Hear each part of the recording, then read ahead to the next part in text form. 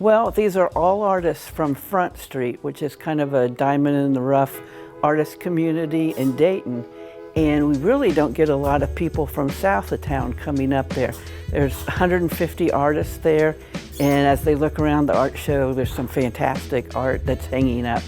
And I just wanted a way to get the people south of town to learn about Front Street. So I thought, well, if they're not coming to us, maybe we can come to them. And that's exactly what we did. As far as selecting artists, I just opened it up to any Front Street artist who was interested. And as artists usually are, at first nobody was interested, but then they really started coming out of the woodwork and stuff. And again, by all the artwork we got, it was really popular thing. So I just wrote out a list of rules and whatnot, dates to follow, and everybody did pretty good at that. And everyone showed up on the time that it was to drop off all the artwork. Well, I have a few paintings, and then I have the bags behind me. I usually don't do sculpture work, but it was just an idea I had, and I kind of do that a lot. I'll be working on one thing, and then my mind goes off to another area, and that's what happened with these bags. So I made them. They're used with, I paint with them. They're used with resin on them, and I even put lights in them so that really brings out the color and whatnot.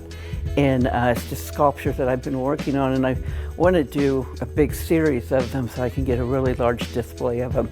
So these are the first 5 or 6 that I've done. I think I have a dozen or so right now. I was heavily involved in art from the age of 7 on into my 20s, and then the Apple computer came out and my interest changed. I started working on the Apple computer, actually building workflows for companies and whatnot.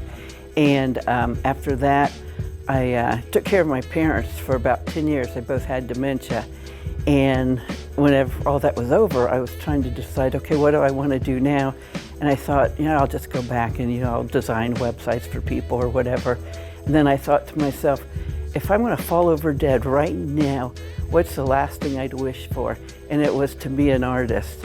So I scrapped the websites and became an artist and got my studio at Front Street. It's a great place to have a show. I mean, it's just real modern. The lighting is really good in here, and I've been parts of shows here twice, and I was successful at both of them, so that was a good thing. But I just wanted people to come to a nice, brightly lit place where I know that people are going to be coming in.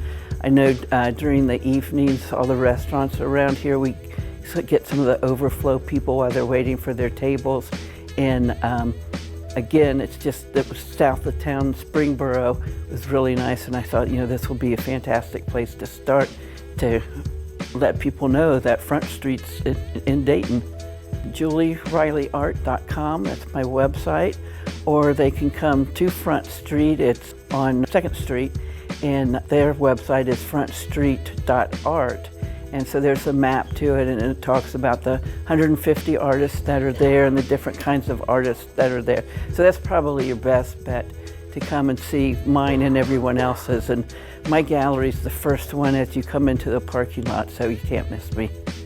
The working together, that helps out a lot at the beginning, because we've got some artists that are, real knowledgeable in this area and artists knowledgeable in another area. So you develop a lot of friendships, relationships, and whatnot. So then when a show like this, when we're able to do it, those same people come together, and you see how fast this came together and went up and stuff. It's just because everybody really works together down there at Front Street. Right now I'm working on a new series, and it's about mental illness. And my dad was mentally ill, severely mentally ill. And I want to do a series, I have already started it, of mental illness for people to kind of look at, to think about and whatnot, because although today people talk about it a lot more than they did back in the 60s, 70s when I was growing up, it's still not really open, and it really needs to be, because because somebody's mentally ill doesn't mean they're a bad person or they're less than, and a lot of people feel that way. So the first painting that I've gotten drawn, anyway, I haven't started painting it yet, it just shows a person with demons, I'll say for lack of a better word, just fighting those demons and still trying to make it through each day. Yeah, the quality of the artists are good throughout Front Street and whatnot. You know, we have artists. We have one artist who worked a bit with Andy Warhol and the gang there. We have an artist at Front Street who designed the Olympic logo for Los Angeles. They have specialties in so many different areas. And that's why you can see, you know, all kinds of different art. But there's beginners there, there's people intermediate, and there's really advanced people. And what's really nice is that they all work together, teaching each other and whatnot, which is really great.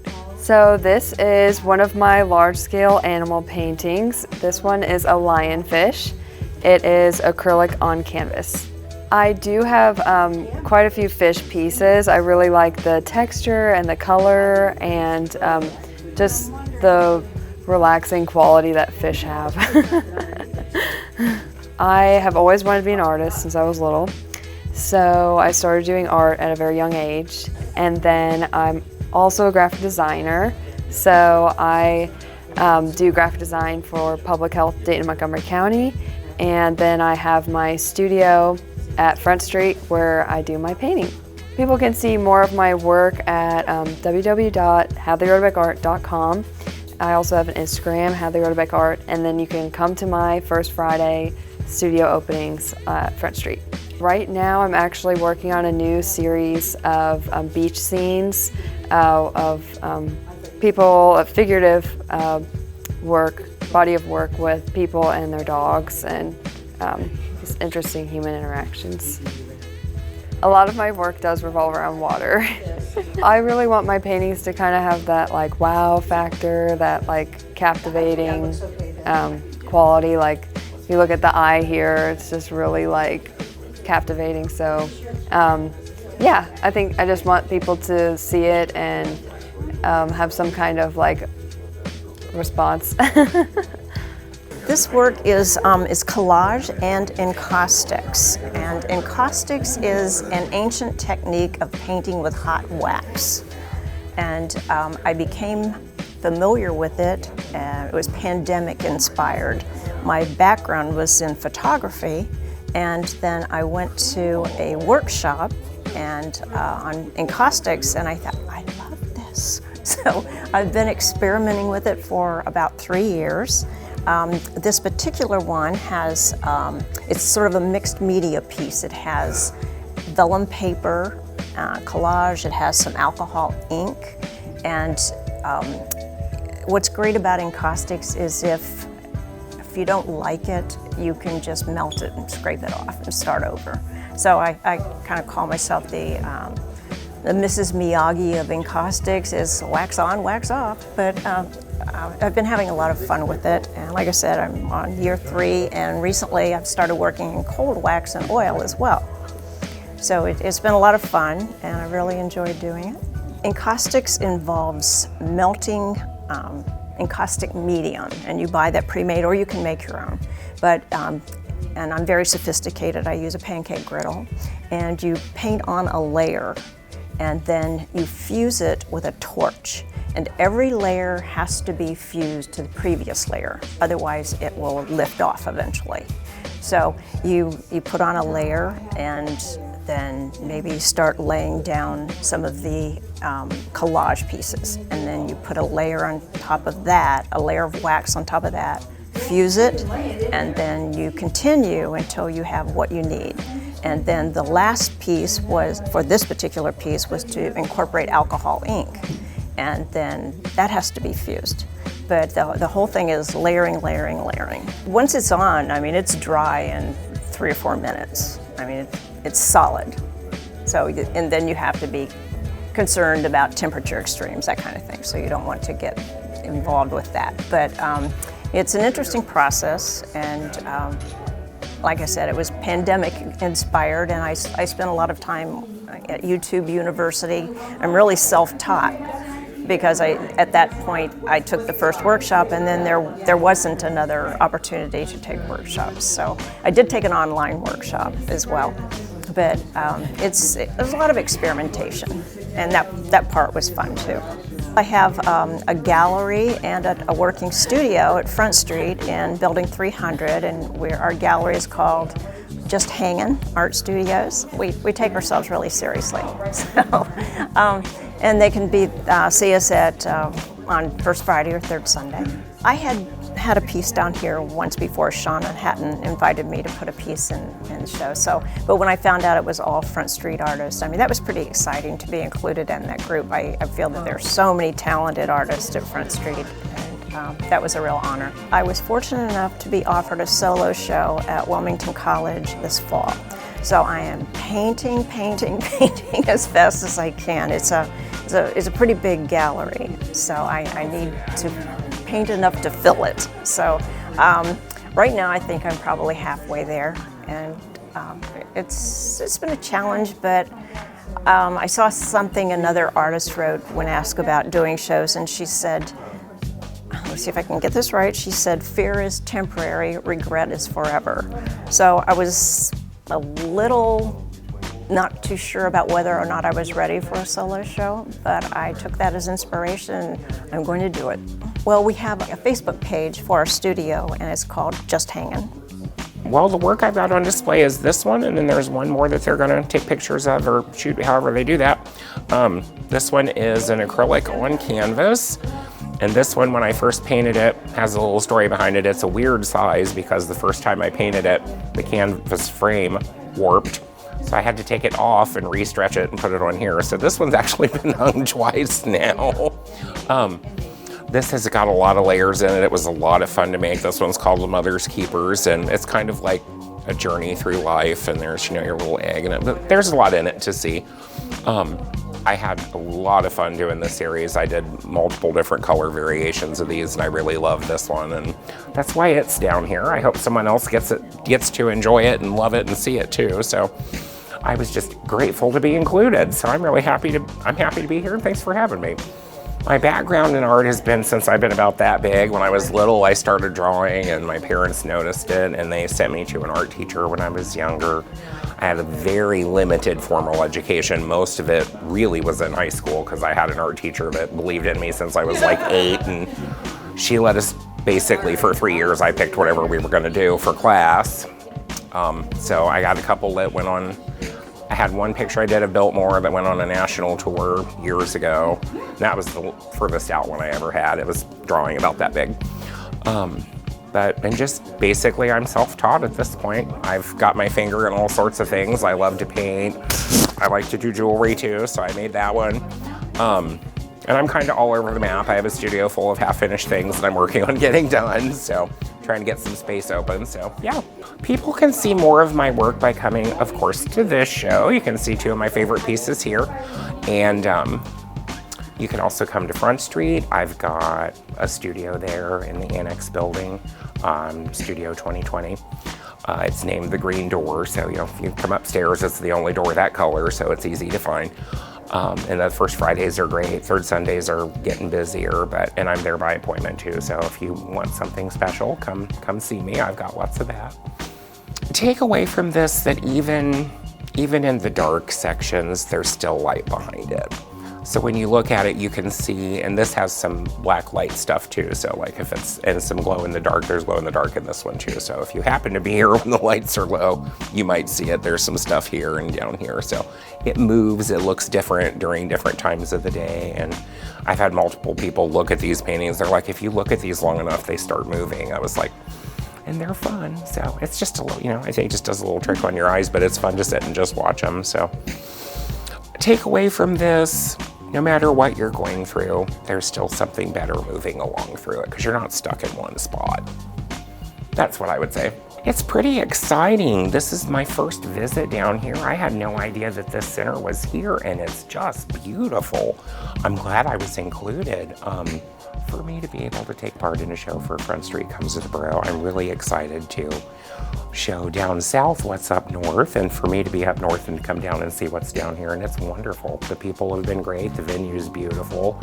I think anybody would want to come out and see all the different things that are here. So I'm just grateful to be included. Thank you for having me. You can find me on Facebook, yes, Doug Baker on Facebook. Usually one of my paintings is my background picture. Right now it's one of my cityscapes, which you'll see when they get that on there. The one I made down here is around the corner over there. The cityscape piece is part of a series. All of the other ones are already gone, so I couldn't bring them down here because they belong to other people now. I really enjoy doing them. It's kind of a commentary on what we do is we build the city and then nature kind of comes back over it. And you'll see it when you see the painting. I think you'll understand what I mean by it. But basically I do like city buildings and then I superimpose the colors of nature and trees and grass and everything coming right back over them. So it's a neat piece. I really enjoy painting those. I'm changing the colors up on them now. So as they grow, they come in very different sizes, depends on what strikes me to paint, but I wanted to do a thinner one, so that's what I brought down here. And it was really fun to make, so I'm grateful to have a place to hang it outside of my studio. Okay, I brought 2 scarves. This one is what's called double weave. It's the opposite on one side and the other. So there's 2 layers on the scarf. So it's kind of done in blocks. And there's 6 different colors in it. And then of course by crossing the colors it makes even more colors, so it looks like there's more than what there are. It took me, well, about probably a day and a half to weave. And I did 3 of them on my loom at the same time. So it took me probably a day or more just to put it on the loom and then a day to weave it. So it does take a little time. I've been doing fiber since I was fairly small actually. My grandmother taught me to crochet, so I've been working with fiber ever since, and I've been weaving for 44 years. So okay, I am at the Artery in Front Street, and we're in building 100, BC door, 3rd floor. I think it's a neat idea. I think it really is. It gets more people to know about it, about the Front Street artist and what all goes on there. And I know it's kind of amazing that a lot of people have never heard of Front Street. So even though we seem to have pretty good crowds, but especially on Friday nights. I worked at NCR in Teradata as an administrative assistant, so I really don't have any background in art of any kind. But I just, like playing around with fiber and doing different things. I did a bunch of different fiber and finally decided this is pretty much it. I also do, I dye silk scarves, kind of like tie-dye. It's called shibori, which is a Japanese technique. The work that I brought for this exhibit is a watercolor painting that I have hand sewn and hand embroidered onto. It's reminiscent of a tree growing in the spring. So down here you will see a square with roots, and it looks like a labyrinth. And then at the top is the branches that also look like a labyrinth or a maze, but it's all hand stitched. And then there are little tiny pink flowers that are also stitched on down here with something called a French knot, and tiny little leaves up in the tree, also called a French knot. My inspiration for this piece was basically just celebrating spring, but I've always been interested in the fiber arts, which is sewing and fabric and paper as well. So I try to marry traditional painting techniques with fiber techniques as well, fiber arts techniques. I do have a second piece here as well that is also hand sewn. It has sewing patterns incorporated into the painting as well. So it's a mixed media piece. There is so much time involved in each one of these pieces because it's hand stitched. I worked on this one in particular for months, a little bit at a time until my hand would get sore, and then I would move on to something different. People can see more of my work on my website, which is aliciafranceart.com. Or I also have a studio at Front Street, which is why I'm here participating in this show. and we have openings first Fridays and third Sundays. I'm very excited to be a part of this show where we're bringing Front Street to Springboro, because even though we are all in the same buildings, we hardly ever get to see each other because we're stuck in our own like little studios during public events. So it's really nice to be here with my friends and see all of their artwork as well. So I have two pieces on display today. They're both shown here. They come from two different of my series. This is from an abstract street series, and this is what I call my stacked series. So to give some explanation behind what they are, my abstract street series evolved from where my artwork started, which was in street art. I spent the first few years of my career as a street art photographer, traveling the country and shooting other artists' work, and one day had an epiphany that maybe I could create some myself. And so I took a lot of the techniques that I found from street art and then found ways to apply those to canvas. So it was kind of my play on bringing street art to canvas, and part of what you see with the geometrics in these pieces comes from my background as a builder. So I've been in the construction trades for most of my life, and so you see a lot of geometric work, you see a lot of straight lines and hard angles, and so that's one thing that really defines my work. And then with the stacked series, this was as my work evolved, I looked for ways to build out and create more presence and movement in my work. So naturally, what I call the stacked series was evolved, where I build layers with canvases so that I can get more depth out of my work and create more movement in the work. So this is hard mounted permanently as one piece, even though it looks like multiple canvases. It's built to be a singular piece. And then one like this is a non-representational abstract. This one was purely done with no intent of what the final shape would be, whereas some of the stack series would be considered representational, and they do have more specific designs and more specific imagery in them. I have no formal training as an artist. Like I said, I was doing the street art photography for a long time, and I was actually working a show in Columbus selling some of my photography, and I was watching artists do murals on a wall that day as I was selling. And about 2/3 of the way through the day, I just had this moment where I said, I wonder if I can walk up and paint something on the wall. And I did. And so it all kind of snowballed from there, and it became a passion. I ended up, within about a year of being into art, I opened up my first studio and gallery at Front Street. So Brick City Artworks at Front Street in Dayton, Ohio is my artist-run gallery. We actually fill the space with anywhere up to 10 or 15 local artists at any given time, so we're displaying people from the community. And then with that, one of the biggest things we do is we actually host twice a year. We host street art festivals at Front Street. So our first one is coming up on April 21st of this year in collaboration with Front Street's Artibration Festival. And we have street artists that come in from around the country, and they do murals on the walls, and we really showcase their work. And this year, for the first time, we're stretching beyond Front Street, so we have a couple of other locations within the neighborhood where we'll be stretching artists out to and getting mural work up.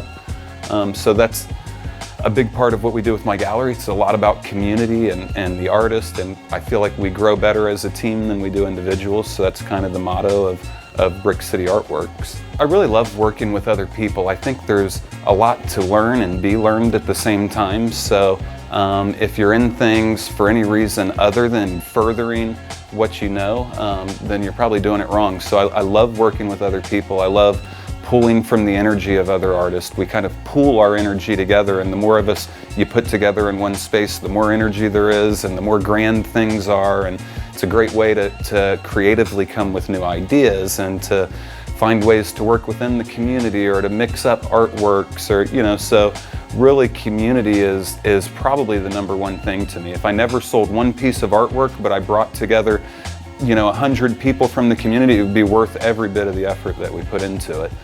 So that's really what I stand on as an individual, and what Brick City stands on as an art gallery and collective. #1, any opportunity for artists of Front Street to get out and be able to stretch their arms into the community and allow more people to know what we're doing, where we're at. That's huge for us. A lot of people that come into our monthly events say, I never knew this was here before today, and we spend so much time advertising, be it through TV and digital marketing and billboards and publications, but those only get you so far. So the more we're able to actually get out into the community and show the works and spread the knowledge that Dayton does have an arts district and it's vibrant and it's super alive, I think that's just an awesome opportunity. Any of the information can be found on frontstreet.art or on any of the social media channels under Brick City Artworks. We also host a community cleanup event, so it'll be the second week of April. We have collaborated this year with Front Street, with Good Shepherd Ministries, with Montgomery County, and a couple other local businesses. And so we actually will be getting out, we'll be cleaning a huge swath of the neighborhood around the Arts District. We'll be picking up trash and debris. We'll be cleaning graffiti off of buildings. We'll be doing a lot to try and build on the neighborhood. We want to create a nice, clean, and peaceful area so that when people come into Dayton's Art District, they say, oh my gosh, everything about this screams amazing, and I want to be here.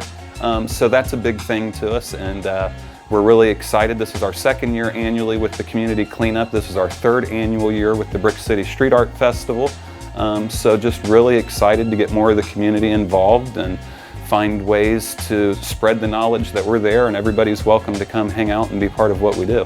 I brought two of my acrylic paintings today. I really like to create fun and whimsical art, cartoon style, kind of play with like things we recognize and change them. This piece is called Ugly Crier, and my inspiration just comes randomly. I'll start drawing shapes, and then I'll add legs or arms or eyes. And this one, I had an image in my mind already of this creature covering its eyes and crying, and so that's kind of where this is. I played with a lot of textures in this one. This was a fun one to do.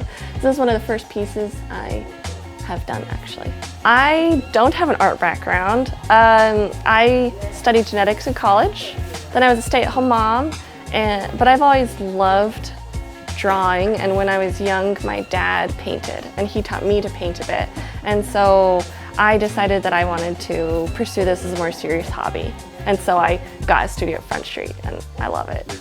I feel like being able to bring it to a different crowd is an exciting opportunity. This is actually my first show, so this is a really cool experience for me. I have a studio at Front Street, third floor, door BC. It's a shared studio space, actually.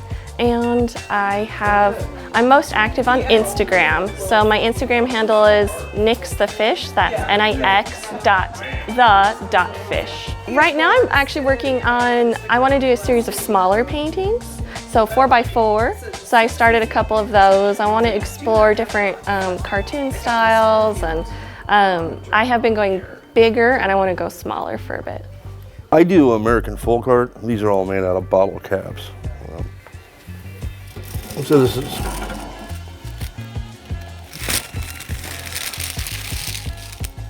it's a bottle cap chain. It's a traditional thing. I made the world's largest bottle cap chain. It's in the collection of Ripley's, believe it or not, in Orlando, Florida. And then some of my other bottle cap work can be seen at Small Museum of Folk Art in North Carolina. Southern Alleghenies has a piece that's won the drawings. I started making bottle cap stuff in early 70s with my grandfather. He made these like little bottle cap ashtray things, which I could have bought one of those, but I didn't. But and then these can move around and stuff. And then this is baskets I got now for making baskets. This basket's already sold. This is a smaller version. It was made for this show, actually. The world's largest chain is 70 feet long, and it took several months, almost a year. A chain like this, week-ish, make something like this, could take 3-4 days, depending on how you put it together. You can see a big chain that's on display at Ripley's, believe it or not, in Orlando. You can also see on Facebook, usually Instagram, Bill Montana is where I'm mostly at. And you can also see me at a lot of the fairs, like Fensterfest in Somerville, Georgia, at Howard Fenster's place, or Minneapolis Day, which is coming up in June or July in Sandy Hook, Kentucky. Big folk art fairs, so we do those. Pretty well known. Those are all natural. Budweiser, Bud Light, Budweiser, and Corona. This is Miller High Life. And I ran the orphanage gallery out of Front Street, which got international acclaim. We were selling our works from local artists all over the country and the world. We sold in Berlin, Copenhagen, Switzerland. All mine showing in places, you know, that have multicultural art events showing up because it adds atmosphere to everybody's event. I brought along some of my fused glass artwork, so I have fused glass dishes along with some of my dichroic jewelry. Fused glass is done in a kiln. You put layers of glass together and you put on any extra little embellishments like any extra dots or creative pieces on the top of it. And then you put it in the kiln and it fuses it into one flat piece. And then anything that has a shape, it gets put back in the kiln a second time with a ceramic mold. And so then it slumps down and takes the shape of the mold. So any of the dishes been through twice, but like the jewelry stays flat, so it's only been through the kiln once. So dichroic just means two colors. But usually there's a lot more than just two colors you get from the effect of it.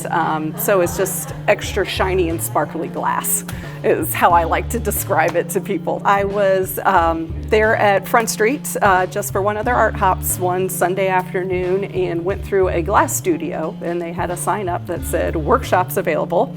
So my husband said to me, hey, next time your cousin's in town, you two should do the workshop there. So I went once to the workshop and I kept going back again and again and again and making more stuff. And then finally now I've got my own studio at Front Street that I work from. I took some fine arts at Sinclair, and then I more recently took some sculpture classes at Wright State, and that's how I found out about Front Street was from my sculpture professor asked me to be a part of a show there at Front Street. So that was when I found out about Front Street and all the wonderful space down there, the studios and the galleries. Well, it's nice to get down to another part of the city. I mean, we're all kind of Dayton, it's still a part of Dayton, but to bring our work somewhere and let other people find out about it. Because there's so many people that come to Front Street for the art hops and like, this is the first time I've been here. Been in Dayton all my life, never knew about it. So I love to tell people about Front Street and get new people there. I've got Facebook and Instagram, so you can find me with my name, Sarah Rona, S-A-R-H-W-R-O-N-A, and on Facebook, I believe it's .Dayton after my name, and on Instagram, it's Sarah_Rona. So I usually post on there what shows I'll be at, because I go around to a lot of the festivals and things that are in the area too. My son has two pieces of work here himself. He's been artistically inclined. Also, he's just always loved creating art. So one of his pieces is acrylic painting that he's done, and he's more proud about the frame that he made to go with the painting than the painting itself. And then also he has a fused glass piece here also, because he's been coming to my studio a lot recently and is really enjoying the creativeness that you can have with the glass. Glass has many colors, so if you have some artistic inclination, even non-artistic people, can create a nice piece with glass too. It's not something to be afraid of. It's a new medium, but maybe it's new to them, but it's still, you can get very creative with it and shouldn't be afraid about getting cut. It happens, but we got Band-Aids. I have this one right here. It's called Breaking Through, and it's named that because it was the first piece I did using texture medium, and I fell in love with it, and now I use it all the time. So it was like breaking through that barrier. I think I wanted to take away the free flow of it, and that we're not constrained to anything. We can just go with our imaginations and do whatever. I'm a self-taught artist. I have been involved in art since I was in high school, but I've also, life got in the way, I had children, things like that, right? But I've been seriously painting for like 30 years in my own home. And I live 7 minutes from Front Street, and I didn't even know it was there until last summer, which I think, like Julie was saying earlier, right? People don't know it's there. And I fell in love the first time I went there. I was like, this is like my people. It's a really new experience for me. I don't really know what to expect out of it, or I'm just glad to be part of it.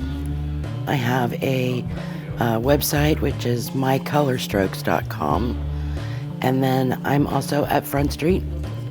I'm on the ground floor, and I'm the first door on the left when you come in the CD door, which is right off the parking lot also. There's a piece that I just started working on.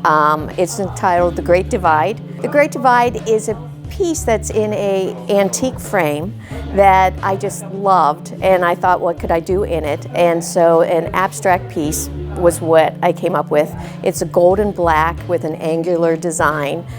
So it's a very modern take with the vintage elements, and that's what I'm starting to work on. The art part is, I've always loved and been drawn to art, and have found out I'm adopted. Found out my birth mother and generations are artists in my family, and so it was funny. I was never exposed to art growing up. It was just what I always was drawn to, so it's kind of a heredity environment thing. And I decided I didn't have a place at home to play. Front Street, I contacted. They happened to have a little studio. Father Tom spot opened up, and I started exploring. Another artist at Front Street recommended me to Five Rivers. I sold 60 pieces, you know, and it was due to the people at Front Street, the creative element, which I think we're celebrating here.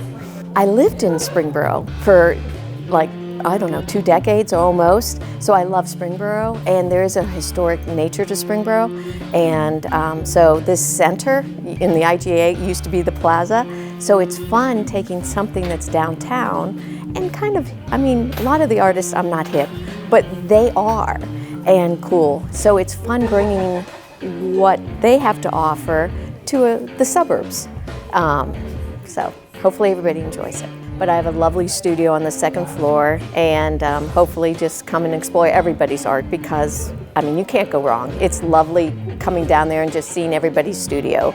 But growing up, my mother had art under glass, and it wasn't original for the most part. There was one piece that was an oil painting that she got at the designers, and the texture of it. So when children come into my studio, and I deal with antique vintage art also, and the children come in and they can actually touch the texture, and there's a difference between original art and mass-produced art.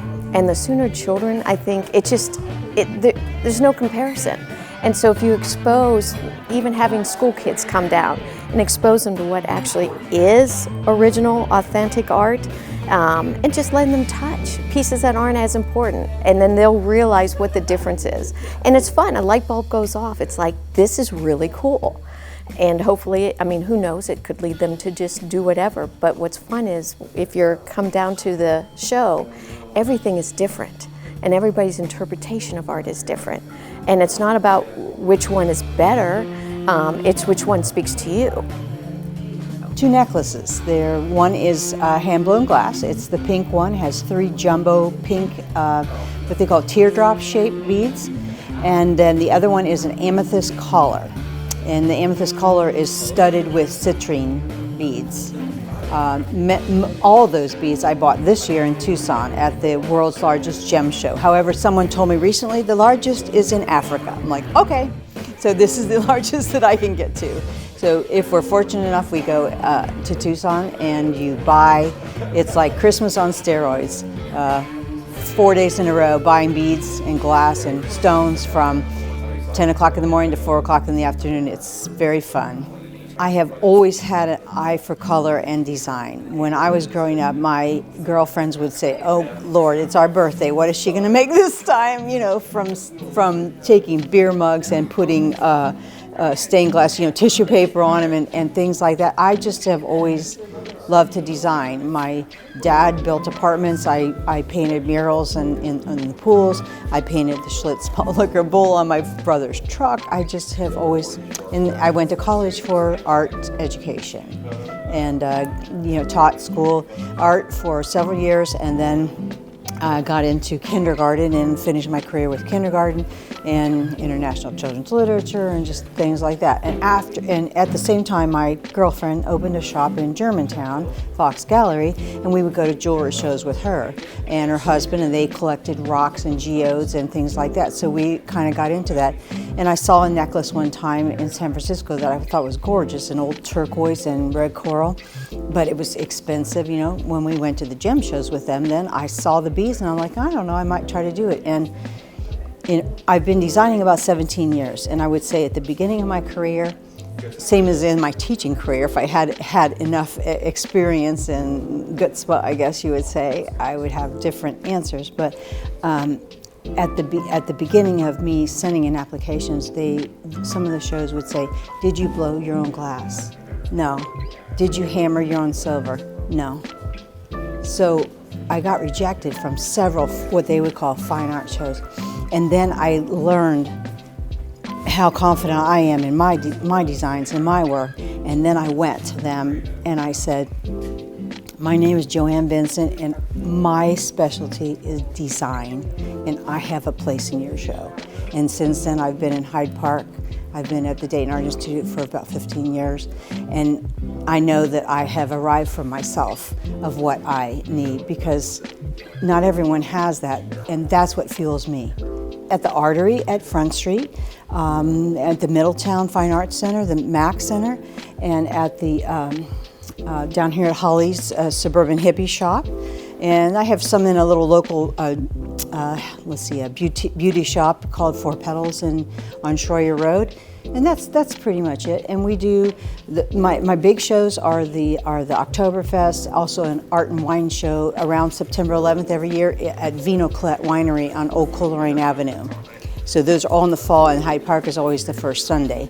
And you're not given that you're getting in all those shows. So right now, I just finished all my work. I'm not quite finished, but in September, the average person thinks you just set up a table. I'm like, no. I started in January. I went to Tucson. I bought the beads, and you make the beads, you photograph the beads, you measure the beads, you upload them to your computer, you fill out a $35 application for everything that you're not going to get back, and then you hope that in May they tell you got in. So that's all what precedes. You know, and honestly, when I make those 5 pieces, it's very exciting because, you know, they can't just be a string of pearls. You want something that's really going to grab the attention.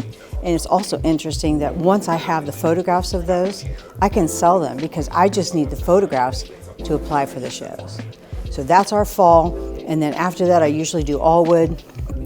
There, it's a fall bazaar like that they have. And then I do Dayton Catholic Women's Club Luncheon and then the Temple Beth Luncheon. And the last 2 years I've been very, very fortunate to get into the new show at the Arcade, Holidays. And I did that last year. It's exhausting, but it's fun, and that's the December. So I love it because I've been to events here at this government center, and the response from the community is just overwhelming. Every time I go back to Germantown where I live, I'm like, why can't we do this? Well, it takes a lot of work. I mean, Julie's going to be here from 4 to 8 o'clock just to set the show up.